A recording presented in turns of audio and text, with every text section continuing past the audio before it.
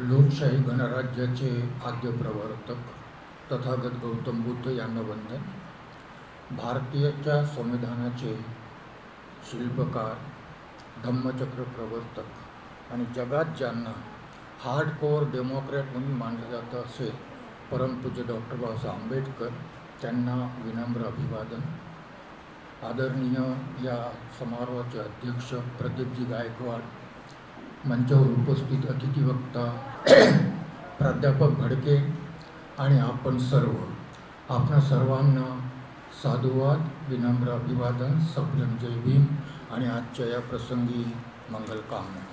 सर्वप्रथम मी या पुस्तिकेचे संपादक प्रदीप गायकवाड यांचं मनपूर्वक अभिनंदन करतो की त्यांनी आरक्षणाच्या संघर्षाची दशा आणि दिशा मार्गदर्शक ठरावासहित ही पुस्तिका आपणा सर्वांना उपलब्ध करून दिली त्याबद्दल.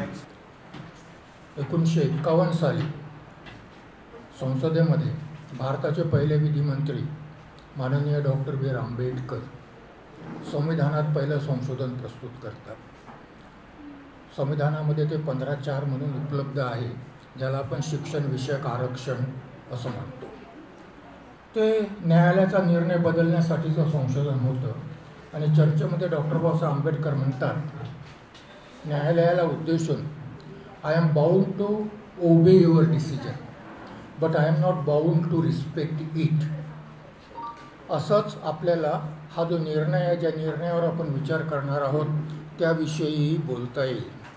एक इंटरेस्टिंग गोष्ट तुमच्या नजरेपुढे या निर्णयासंबंधात मी आणून देऊ इच्छितो. हा निर्णय A.V. चिन्नय्या विरुद्ध आंध्र प्रदेश या खटल्याशी संबंधित आहे. त्याचवेळी पंजाब राज्य विरुद्ध दविंदर सिंग या खटल्याशी संबंधित आहे. आणि या दोन्ही खटल्याचं इंटरेस्टिंग बाब माझ्या दृष्टीने अशी आहे की हा जो निर्णय आहे, एकीकडे आंध्र प्रदेश उच्च न्यायालय प्लस सर्वोच्च न्यायालयातील 7-1 न्यायाधीश, दुसरीकडे पंजाब आणि हरियाणा उच्च न्यायालय प्लस 5+1 सर्वोच्च न्यायालयाचे न्यायाधीश. आता कोण खरं कोण खोटं ठरवणार कसं? एकीकडे एक हायकोर्ट आणि 6 न्यायाधीश आहेत, दुसरीकडे दुसरा हायकोर्ट आणि 6 न्यायाधीश आहेत. अशा या परिस्थितीत हा निकाल लागलेला आहे. या निकालाचा संबंध इंदिरा साहनी प्रकरणाशी जवळून आहे आणि त्यामुळे इंदिरा साहनी प्रकरणाचा वारंवार उल्लेख केला जातो. आरक्षणाच्या संबंधात इंदिरा साहनी प्रकरणाशिवाय कोणत्याही आरक्षणाच्या प्रश्नावर विचार होऊ शकत नाही. इंदिरा साहनी प्रकरण हे मुळात ओबीसींच्या संदर्भातलं आहे. ओबीसींना 27% आरक्षण मान्य करण्यात आलं या निर्णयाने. ओबीसींचं उपवर्गीकरण, ओबीसी आणि अधिक मागासलेले आणि मोर बॅकवर्ड आणि मोर बॅकवर्ड असं उपवर्गीकरणाला मान्यता देण्यात आलेली आहे. ओबीसींमध्ये क्रीमी लेअर लावण्याला मान्यता देण्यात आलेली आहे. त्याचवेळी या निर्णयाने आर्थिकदृष्ट्या दुर्बल घटकांना देण्यात आलेलं आरक्षण नाकारलेलं आहे. असं असतानाही याच निर्णयाच्या आधारावर, हे 9 न्यायाधीशाच्या खंडपीठाचा निर्णय आहे, याच 9 न्यायाधीशाच्या खंडपीठाच्या निर्णयाच्या आधार असा असतानाही 5 न्यायाधीशाचं खंडपीठ हे EWSच्या आरक्षणाला संविधानिक मान्यता देते, नंबर 1. आणि नंबर 2, या निर्णय म्हणतो स्पष्टपणे की इंदिरा साहनीचा निकाल हा केवळ ओबीसी करता आहे, याचा अनुसूचित जाती जनजातीशी काहीही संबंध नाही. असं असतानाही दविंदर सिंग, पंजाब राज्य विरुद्ध दविंदर सिंग प्रकरणात ज्याचा विचार आपण करणार आहोत, त्या प्रकरणात बहुमताचा निकाल याच इंदिरा साहनीच्या आधारावर, याच इंदिरा साहनी निकालाच्या आधारावर अनुसूचित जातीचं उपवर्गीकरण प्लस क्रीमी लेअर यांना मान्यता देतं. या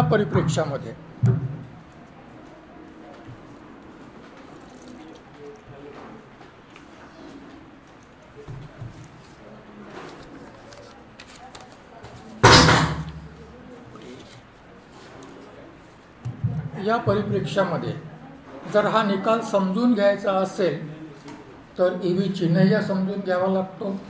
त्याचवेळी न्यायमूर्ती बेला एम त्रिवेदी यांनी जो बहुमताच्या निकालाशी विरोधी निर्णय दिला तेही आपल्याला समजून घ्यावं लागेल.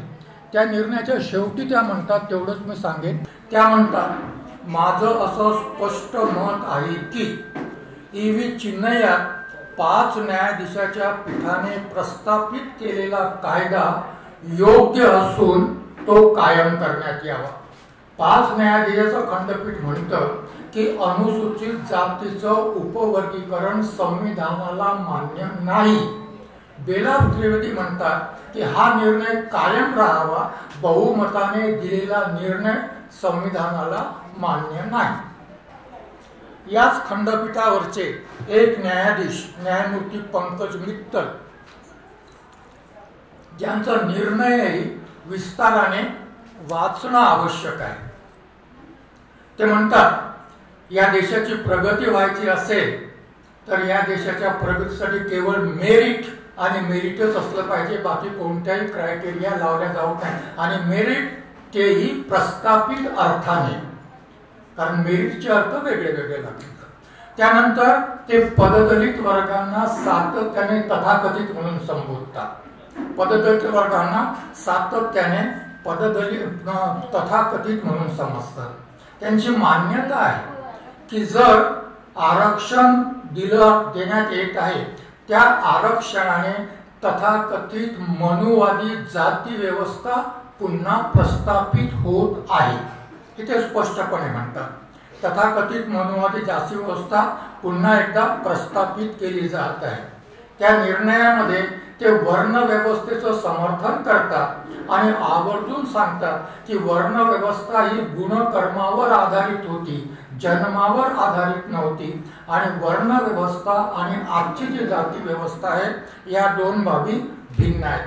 श्री M.K. गांधींनी पददलितांना हरिजनाशो शब्दाने संबोधित केलं, त्याबद्दल ते गांधींचा गौरव करतात. निर्णयामध्ये हे सगळं सर्वोच्च न्यायालयाच्या निकालात आहे बरं, आणि हा ऑन रेकॉर्ड आहे. त्यानंतर ते पुढे असं म्हणतात, निर्णयाचं समर्थन करतात बहुमताच्या. गवईंनी जे क्रिमिलेअर लावलं त्याचं समर्थन करतात आणि पुढे म्हणतात की आरक्षण एकाच पिढीपुरतं असावं किंवा पुढच्या पिढीला दिलं जाऊ नये, असं या खंडपीठावरील एक न्यायाधीश मित्तल म्हणतात. त्याचा विचार आपल्याला करावयाचा आहे. मी तुमच्या पुढे जी मांडणी करतो आहे ही माझ्याकरताही नवीन आहे आणि मी नवीन एक दृष्टिकोन या निर्णयासंबंधात तुमच्या पुढे मांडतोय. विचार करत होतो की न्यायालयाने काय म्हटलं ते मांडण्यापेक्षा आपण थोडंसं वेगळ्या पद्धतीने या प्रश्नाचा विचार करूया. 30 नोव्हेंबर 1948 रोजी संविधान सभेमध्ये मसुदा समितीचे अध्यक्ष डॉक्टर आंबेडकर मसुद्याचा अनुच्छेद 10(1) आणि 10(3) याच्या चर्चेला उत्तर देतात. संविधानामध्ये हा अनुच्छेद 16(1) आणि 16(4) असा आहे. आपल्या भाषणामध्ये माननीय डॉक्टर आंबेडकर म्हणतात की या प्रश्नाचे 2 आयाम आहेत.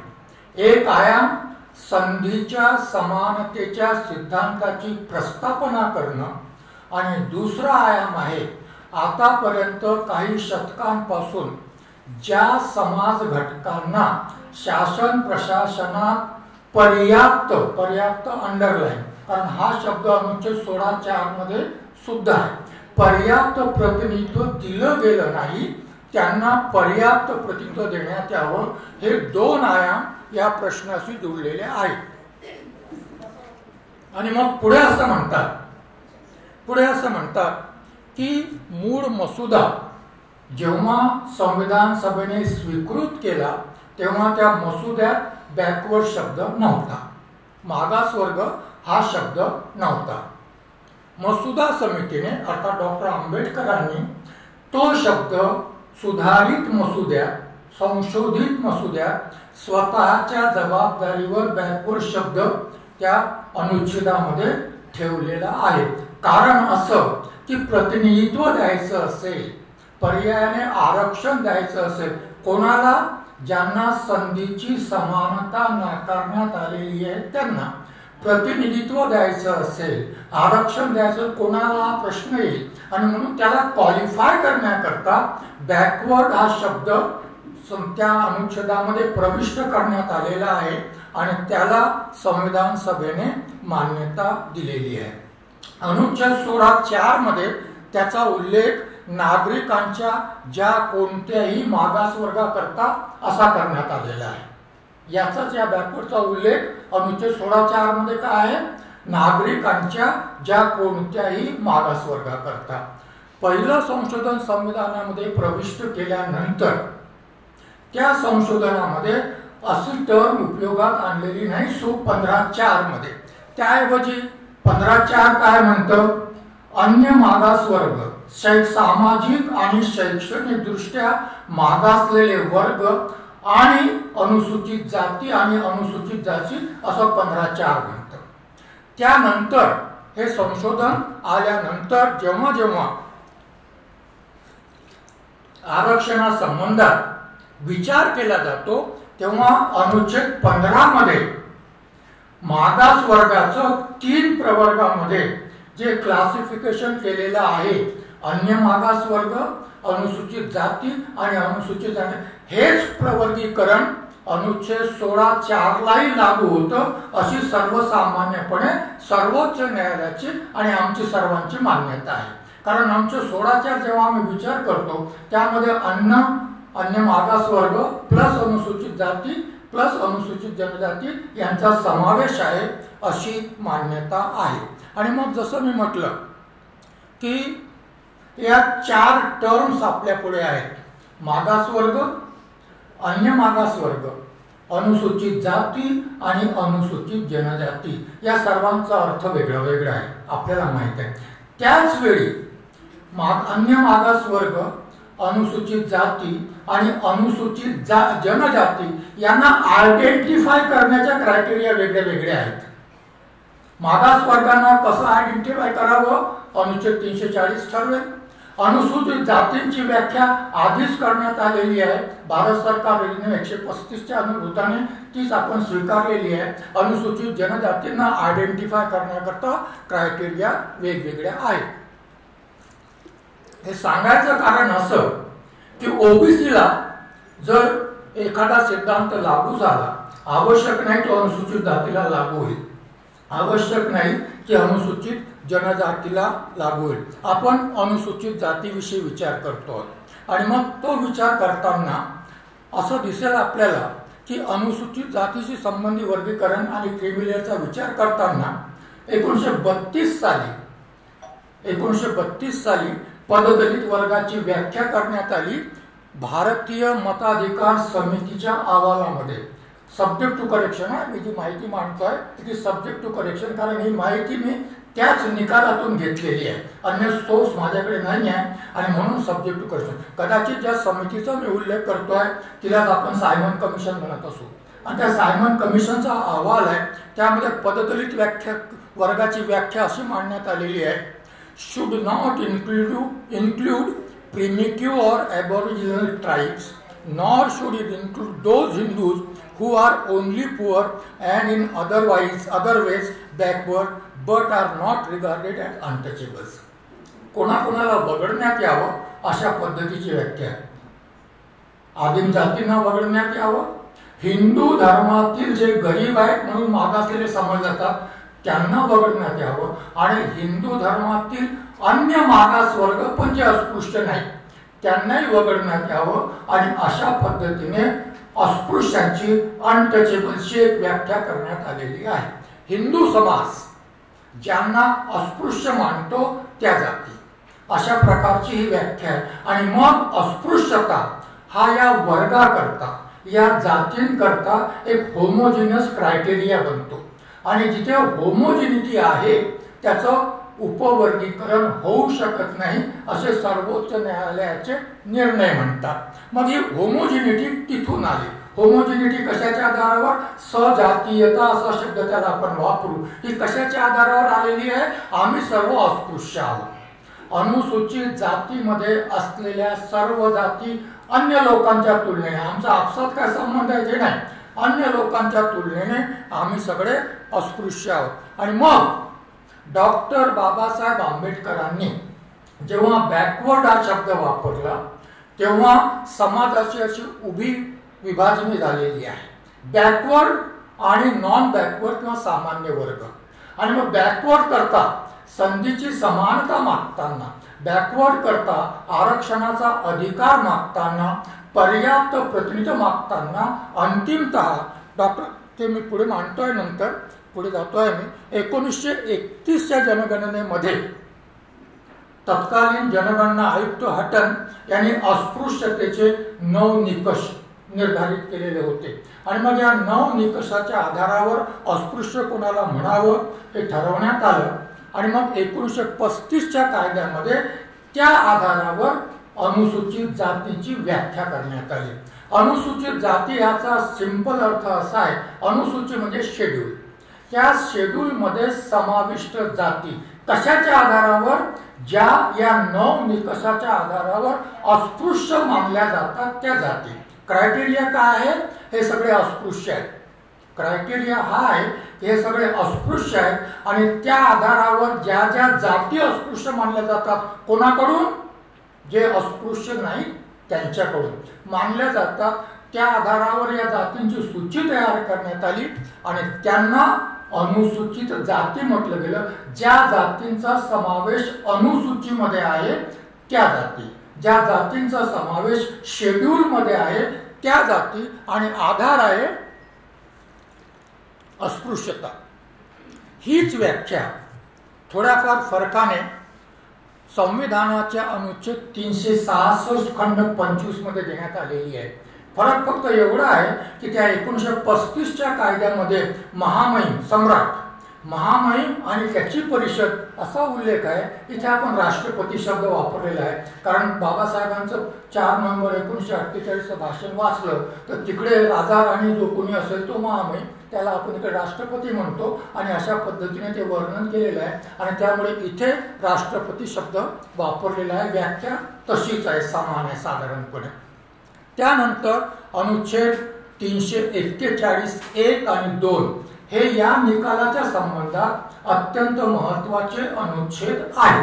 341 1 असं म्हणतं की राष्ट्रपतीने अधिसूचित केलेल्या सर्व जाती त्या अनुसूचित जाती असतील.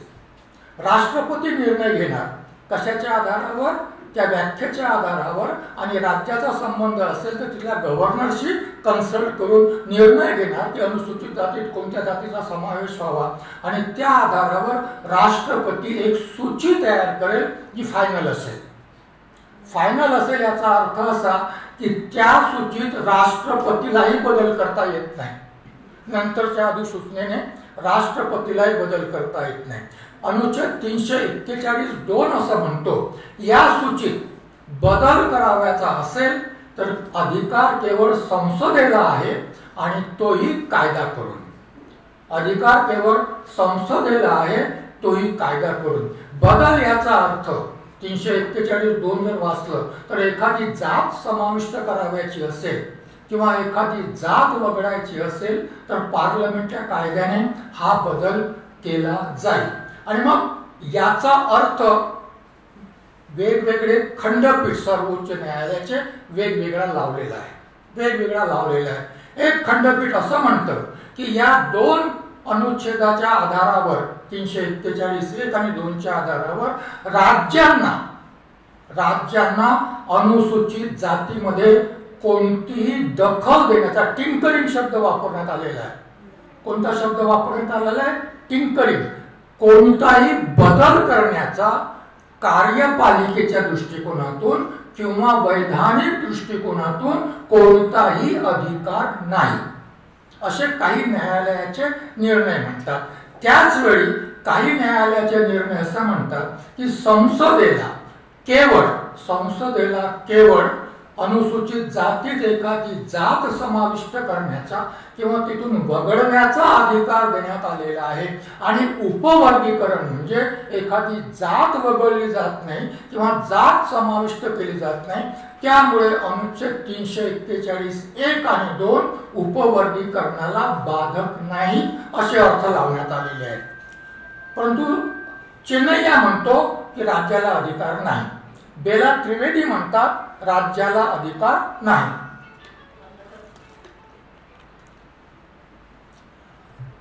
त्या अर्थाने अनुसूचित जाती हा अस्पृश्यतेचा निकषाच्या आधारावर अस्तित्वात आलेला ग्रुप आहे आणि म्हणून याला सजातीय ग्रुप असं म्हटलं आहे.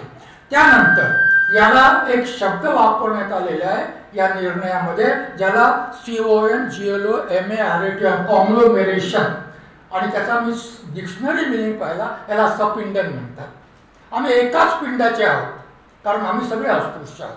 आणि जर आम्ही एकाच पिंडाचे आहोत, अस्पृश्य आहोत, तर आमचं वर्गीकरण होऊ शकत नाही. दुसरा शब्द वापरण्यात आलेला आहे होमोजिनस. आम्ही सजातीय आहोत त्यामुळेही आमचं वर्गीकरण होऊ शकत नाही. अशा प्रकारचे हे शब्दप्रयोग करण्यात आलेले आहेत. डॉक्टर आंबेडकरांनी, पुन्हा भाषणाकडे येतो मी, जेव्हा भाषणात त्या मांडलं की बेसी मागासवर्ग आणि सामान्य वर्ग, ज्यांना संधीची समानता उपलब्ध आहे तो वर्ग, ज्यांना संधीची समानता उपलब्ध नाही तो वर्ग, या दोन वर्गात जेव्हा समानतेचा प्रश्न येतो, विदिन बॅकवर्ड नाही आहे, हे लक्षात घ्या. मी जे बोलतोय ते समजून घ्या. विदिन बॅकवर्ड नाही, आउटसाइड आहे. त्यांच्याशी समानता पाहिजे. आमची अंतर्गत समानता याचा अर्थ असा नाही आहे.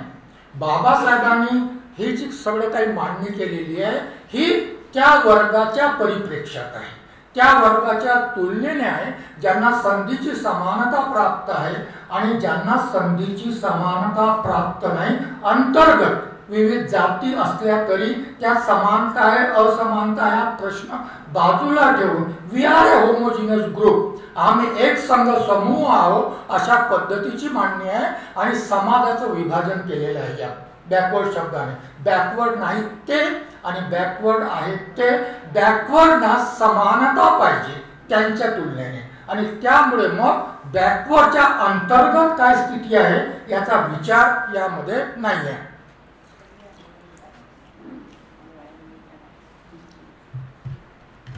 समानता, आता आपण अनुसूचित जातीचा विचार करू.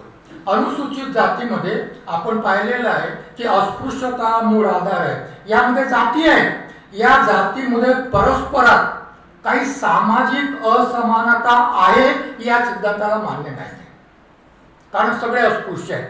विदिन शेड्यूल कास्ट मान्य नाही आहे आणि म्हणून शेड्यूल कास्ट जे समानतेची मागणी करतात, संधीच्या समानतेची मागणी करतात, त्यांना अस्पृश्य मानणाऱ्या लोकांच्या संदर्भात करतात.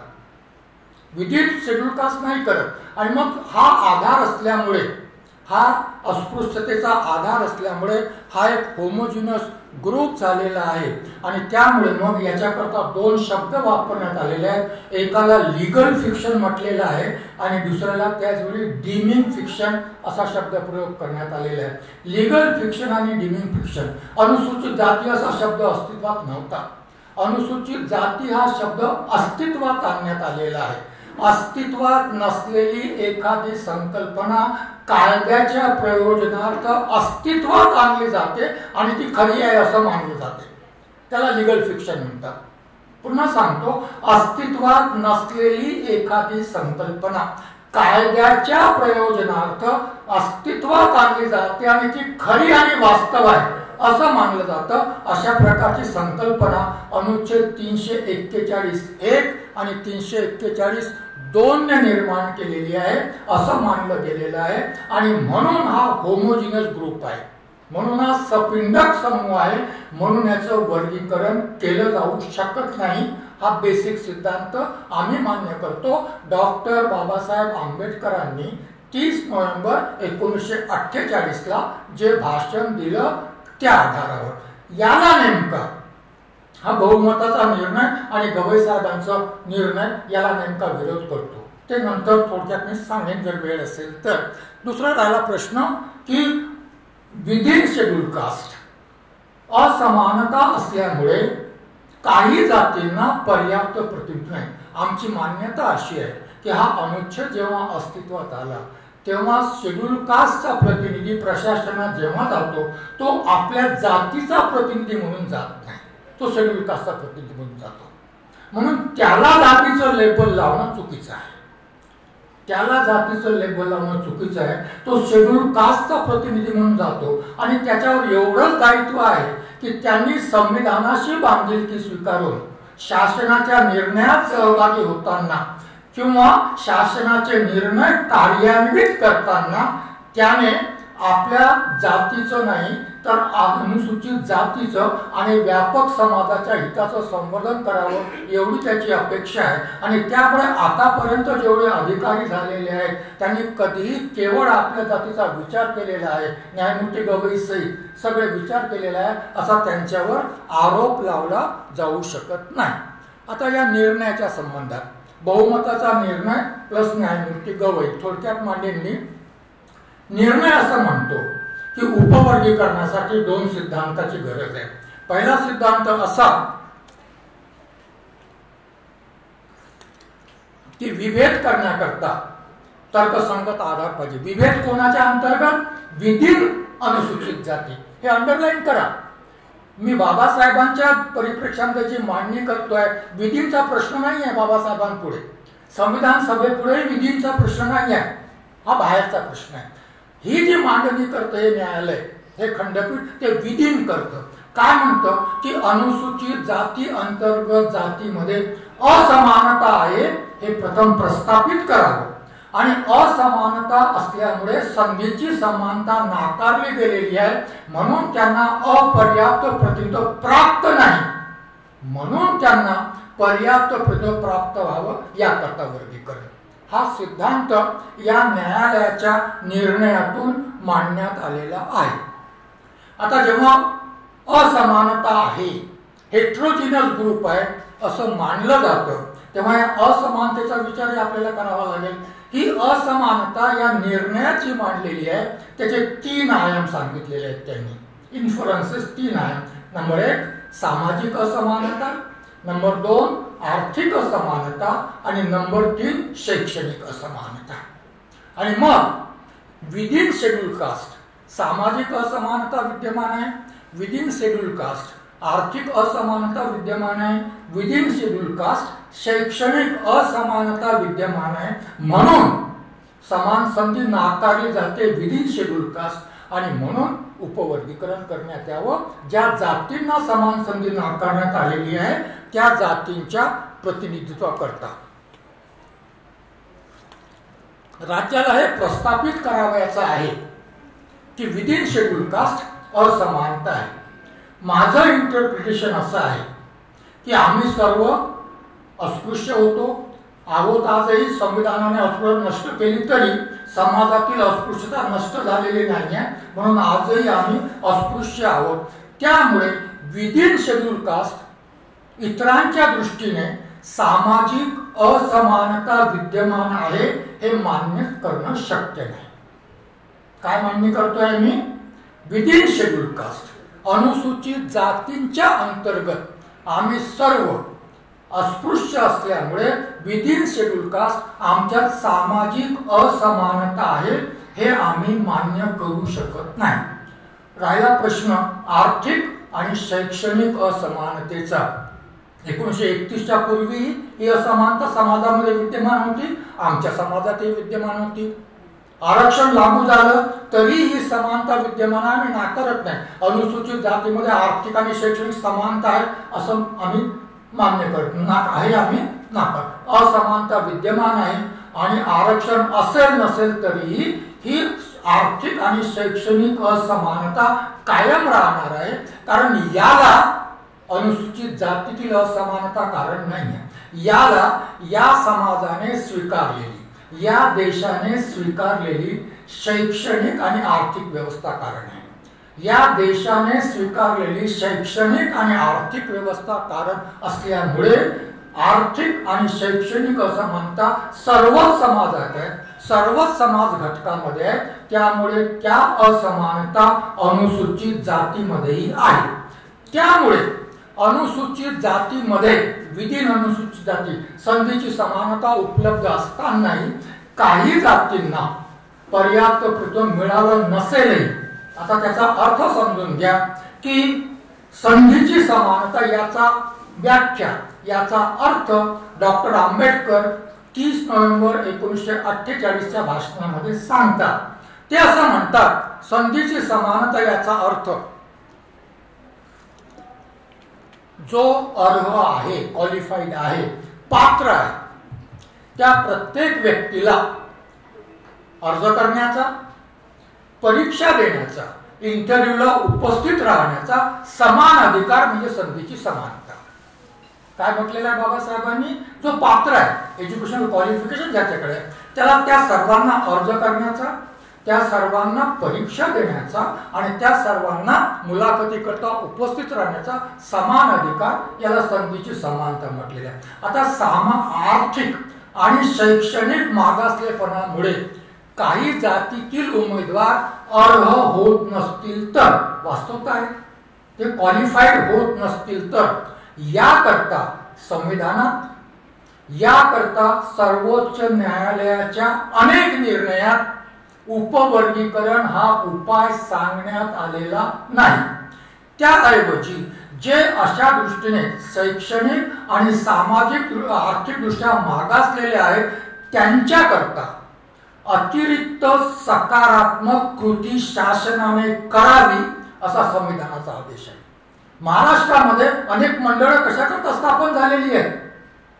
महाराष्ट्रामध्ये अनेक मंडळं वेगवेगळ्या जातीच्या नावावर जी स्थापन झालेली आहे ती आर्थिक आणि शैक्षणिक मागासलेपणामुळे संधीची समानता उपलब्ध असतानाही त्या संधीचा लाभ घेऊ शकत नाही, त्यांना पात्र करतात. आणि म्हणून या परिस्थितीमध्ये जर अनुसूचित जातींना आयडेंटिफाय करण्याची एकमेव क्रायटेरिया जर आमचं अस्पृश्यता असेल, आमची अनटचेबिलिटी असेल, तर आम्ही होमोजिनस ग्रुप आहोत, आम्ही सपिंडक ग्रुप आहोत आणि त्यामुळे आमचं वर्गीकरण संविधानाला मान्य नाही असा निष्कर्ष निघतो. या विपरीत हा निर्णय असं म्हणतो विदिन शेड्यूल कास्ट सामाजिक असमानतेसहित आर्थिक आणि शैक्षणिक असमानता आहे म्हणून वर्गीकरण केलं जावं. तर मी बाबासाहेबांच्या संदर्भात ही मांडणी केलेली आहे. आणि मग राहिला प्रतिनिधित्वाचा प्रश्न. प्रतिनिधित्वाचा प्रश्न तुम्हाला मी सांगितलेला आहे की प्रतिनिधित्व जे आहे हे अनुसूचित जाती करता आहे, एखाद्या विशिष्ट जाती करता नाही. आता क्रीमी लेअर संबंधी थोडंसं बोलूया. जसं मी सांगितलं, क्रीमी लेअर पहिल्यांदा व्ही.पी. सिंगाच्या काळामध्ये ओबीसी करता क्रीमी लेअर लावावं असा त्यांनी शासनादेश जारी केला. ते प्रकरण सर्वोच्च न्यायालयात गेलं. सर्वोच्च न्यायालयाने जसं मी तुम्हाला सांगितलं की ओबीसींना 27% आरक्षण मान्य केलं, ओबीसीचं उपवर्गीकरण मान्य केलं, म्हणजे मागास आणि अतिमागास, आणि त्यांना क्रीमी लेअर लावलं. परंतु त्याच वेळी त्या काळात त्या अध्यादेशामध्ये, त्या आदेश शासनादेशामध्ये इकॉनॉमिकली वीकर सेक्शनसाठी 10% आरक्षणाची तरतूद करण्यात आलेली होती. ती तरतूद इंदिरा साहनीने असंवैधानिक ठरवली, जी आता 2020 साली 5 न्यायाधीशाच्या खंडपीठाने आर्थिक आधारावर आरक्षण संविधान संमत ठरवलं. न्यायालयाची ही गंमत आहे. आता क्रीमी लेअर जेव्हा 7 न्यायाधीशाच्या खंडपीठापुढे हे प्रकरण गेलं, दोन्ही पक्षाचा युक्तिवाद ऐकल्यानंतर या खंडपीठाला कोणत्या प्रश्नावर विचार करावयाचा आहे हे प्रश्न जेव्हा निर्धारित करण्यात आले तेव्हा त्या प्रश्नांमध्ये क्रीमी लेअरचा प्रश्न नव्हता, क्रीमी लेअरचा प्रश्न नाही. मी पुन्हा सांगतोय की हे महत्वाचं आहे. जेव्हा दोन्ही पक्षाचा युक्तिवाद 7 न्यायाधीशाच्या खंडपीठापुढे करण्यात आला तेव्हा युक्तिवाद ऐकल्यानंतर 7 न्यायाधीशाच्या खंडपीठाने विचारार्थ जे प्रश्न उपस्थित केले, जे मुद्दे स्वीकारले, त्यामध्ये क्रीमी लेअर नाही आहे. कोणते आहेत ते नंतर केव्हा तरी. त्यामध्ये क्रीमी लेअर नाही आहे.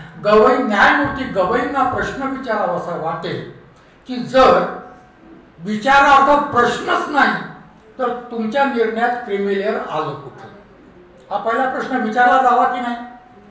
खंडपीठ 7ही न्यायाधीशांनी सहमतीने हा प्रश्न विचारार्थ निर्धारित केलाच नाही, तर एका न्यायाधीशाच्या निर्णयामध्ये तो प्रश्न आला कुठून? हा पहिला प्रश्न विचारला जाऊ शकतो. आणि मग या क्रीमी लेअरचा आधार काय? मोठे मजेदार उदाहरण दिली आहेत गवई साहेबांनी. जे उपवर्गीकरणाला, आता याच्यात विस्ताराने बोललं गेलं पाहिजे, प्रतिज्ञा मी म्हणेन की तुम्ही बोला विस्ताराने, जे उपवर्गीकरणाला विरोध करतात त्यांची मानसिकता जनरल कंपार्टमेंटमध्ये प्रवास करणाऱ्या प्रवासासारखी आहे. हे गवई साहेबाचं सर्वोच्च न्यायालयाच्या न्यायाधीशाचे उदाहरण आहे. क्रीमी लेअरसाठी ते सिद्धांत मांडतात, ज्याच्यावर मी बोलतोय. क्रीमी लेअरसाठी ते सिद्धांत मांडतात. सर्वोच्च पदी असलेला अनुसूचित जातीतील माणूस, व्यक्ती, हे व्यक्तीसाठी आहे. व्यक्ती उच्च पदी असलेल्या माणसाची सामाजिक, आर्थिक आणि शैक्षणिक असमानता समाप्त होते. काय म्हणतात गवई साहेब? हे लक्षात घ्या, मी फार काळजीपूर्वक शब्द वापरतो आहे बरं. उच्च पदी असलेल्या IAS IPS चं त्यांनी उदाहरण दिलेलं आहे. IAS IPS इन्क्लुडिंग न्यायाधीश, मग सर्वोच्च न्यायालयाचे न्यायाधीश असते, इन्क्लुडिंग न्यायाधीश. काय म्हणतात न्यायाधीश महोदय? सर्वोच्च पदी, उच्च पदी असलेल्या अनुसूचित जातीच्या व्यक्तीची सामाजिक, आर्थिक आणि शैक्षणिक मागासलेपणा समाप्त होतो आणि त्यामुळे त्याला क्रीमी लेअर लावून आरक्षणाच्या लाभातून वगळलं पाहिजे. हा सिद्धांत त्यांनी मांडलेला आहे. मग त्यामध्ये त्यांनी तुलना केली IASच्या मुलाची आणि गावामध्ये ग्रामपंचायत शाळेत शिकण्यामुळे तुलना करता येईल का? हे उदाहरण अप्रस्तुत आहे, याचं काही घेणं देणं नाही.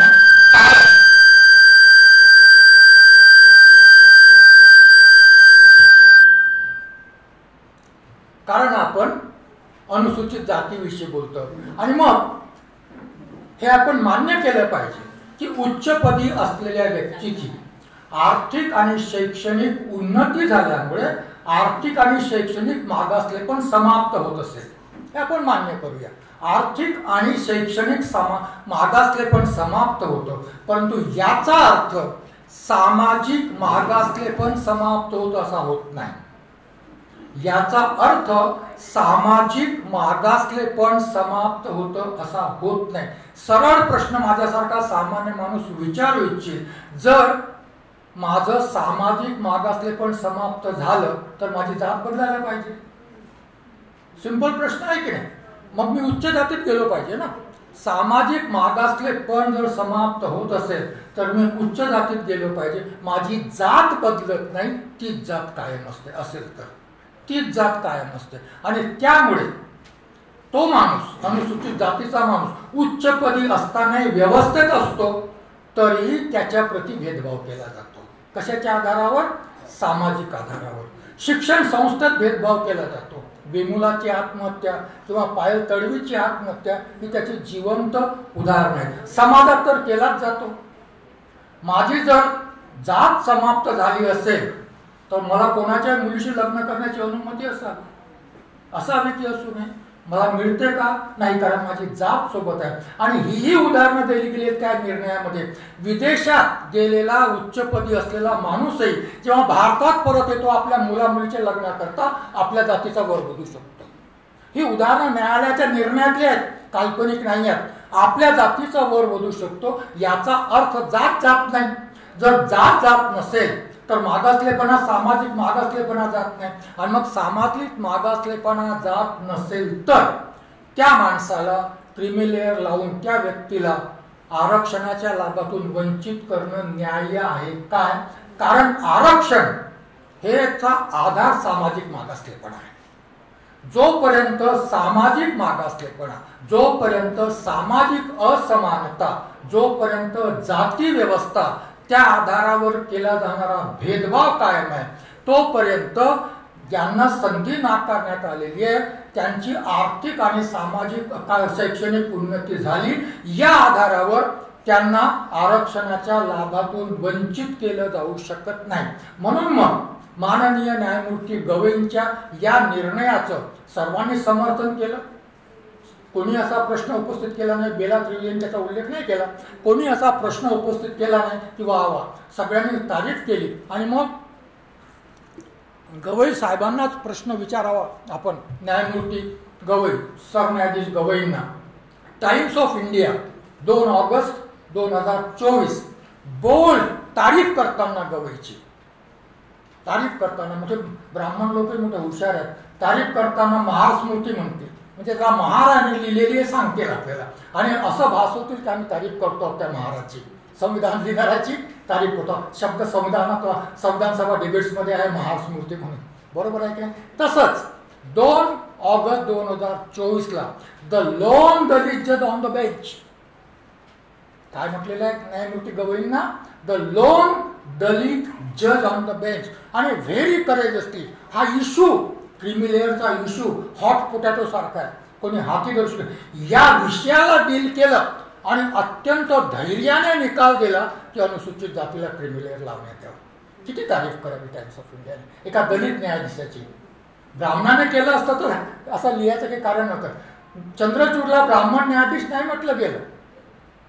या मित्तल कोण आहे मला माहित नाही, बेला त्रिवेदी कोण आहे मला माहित नाही, परंतु मला सांगण्यात आलं की गवई मात्र लोन दलित जज त्या बेंचवर होते, बाकीचे कोण होते हे मला सांगण्यात आलं नाही. आणि ज्या दिवशी न्यायमूर्ती गवई सरन्यायाधीश झाले त्या दिवशी टाइम्स ऑफ इंडिया म्हणतो, याचा विचार आपल्याला गंभीरतेने करावा लागेल, द सेकंड दलित जज अँड फर्स्ट बुद्धिस्ट जज, म्हणजे बुद्धिस्ट दलित झाला तो आता. म्हणजे काय झालं आता, तो बुद्धिस्ट दलित झाला. म्हणजे आम्ही बुद्धिस्ट झालो तरी आमचं दलित पण संपलंच नाही. आणि तरी जर आम्हाला क्रिमिलेअर लावलं जात असेल तर गवई साहेबांना, न्यायमूर्ती आहेत, एक निर्णय द्यावा की जे जे आर्थिक आणि शैक्षणिक पुढारलेले आहेत ते अनुसूचित जातीतले असो की कुठले असो, त्यांना क्रिमिलेअर लावून आरक्षणातून वंचित करा. कदाचित आम्हाला काही म्हणायची सोय राहणार नाही, परंतु सामाजिक मागासलेपणही समाप्त होते म्हणून त्यांना क्रिमिलेअर लावावी. बाबासाहेब आणि बाबासाहेबांना थोडेफार जाणणारे लोक या मताशी सहमत होणार नाही. या परिप्रेक्षात हे निर्णय आपल्याला पाहायचे आहेत. एवढा वेळ दिल्याबद्दल मी अध्यक्षांचा आभारी आहे. तुम्ही ऐकून घेतलं त्याबद्दल धन्यवाद.